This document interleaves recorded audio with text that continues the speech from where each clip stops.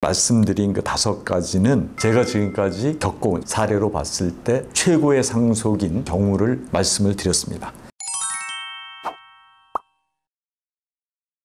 안녕하세요. 홍순기 변호사입니다. 이번 시간에는 사례를 통해서 본 최고의 상속 그 부분에 관해서 말씀을 드리겠습니다. 아직까지 구독자가 아니신 분들은 빨간색 구독 버튼 눌러주시면 큰 힘이 되겠습니다. 첫 번째는 차별하지 않는 공평한 상속입니다. 산술적으로 공평한 상속. 자녀가 5명이면 5분의 1씩 가는 상속이 공평한 상속이죠. 그런데 이제 문제는 특별수익이라는 개념이 있고 기여한 상속인이 있을 수 있지 않습니까? 그랬을 때 공평하다는 말은 특별수익이나 기여를 고려한 상속이라고 볼 수도 있습니다.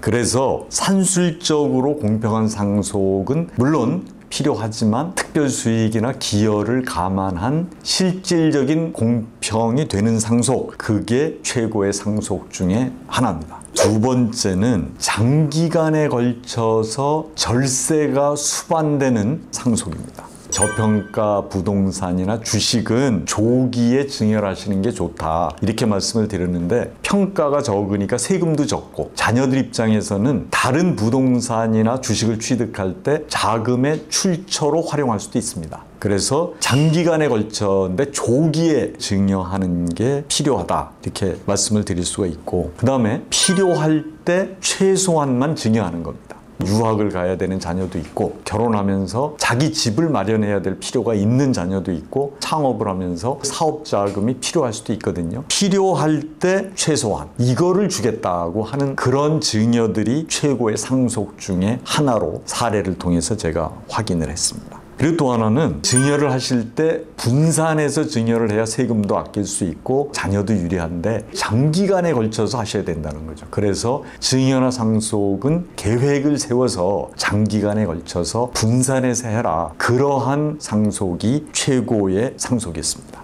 세 번째 제가 느끼는 최고의 상속은 노후의 보장이 우선인 상속입니다. 부모 본인은 본인의 노후는 일단 계획을 세우고 철저히 보장을 해야 되거든요. 연금을 받으실 수 있으면 연금을 받는 거고, 연금이 제대로 안 돼 있다 그럼 이제 사시던 주택을 담보로 해서 대출을 받을 수도 있고, 또 하나는 신탁을 통해서 부동산이나 이걸 맡겨놓고 생존에 계실 동안에는 거기서 연금 형식이나 뭐 수익을 받을 수도 있고 종신보험이나 이걸 활용할 수도 있습니다. 이제 만약에 노후 보장을 다 못했는데 부부가 한 분이 먼저 돌아가실 수가 있잖아요. 생존 배우자의 생계가 보장이 되지 않는 경우가 있습니다. 그래서 여기도 유언 내용 신탁에서 이제 생존 배우자의 노후 보장을 철저히 하든가 생명보험 같은데 종신보험 이런 걸 활용해서 생존 배우자의 생계를 보장할 수도 있습니다. 이게 최고의 상속 중에 하나다.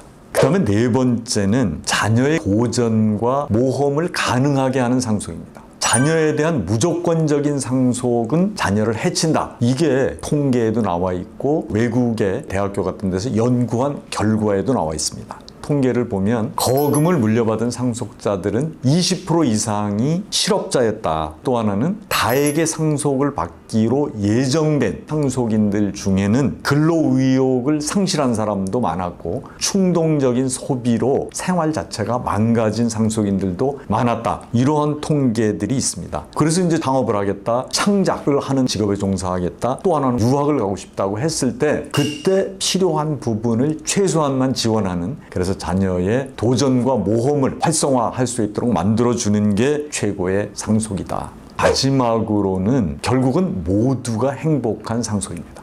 부모가 행복하게 사는 모습이 자녀들에게는 최고의 상속이었다. 부모님이 버신 재산으로 부모님이 행복하게 사시는 그런 모습을 보여주는 게 가장 좋은 상속이다. 그 다음에는 어렵게 사시면서 재산을 모았잖아요. 그렇게 오기까지 철학이 있잖아요. 감사를 하고 절제를 하고 그 다음에 봉사를 하고 기부를 하고, 그러한 철학들을 자녀한테 물려주는 상속이 최고의 상속이죠.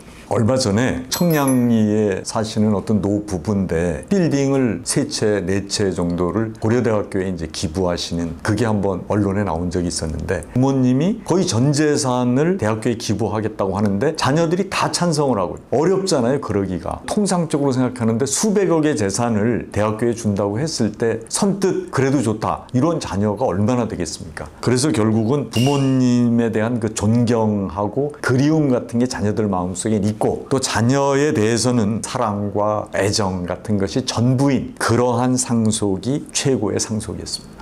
말씀드린 그 5가지는 제가 지금까지 겪어온 사례로 봤을 때 최고의 상속인 경우를 말씀을 드렸습니다. 이 영상이 유익하셨다면 구독, 좋아요 부탁을 드리겠습니다. 다음 시간에는 고령화 세대가 상속을 어떻게 하면 잘할 수 있는지 상속을 잘하는 법에 관해서 말씀을 드리겠습니다. 감사합니다.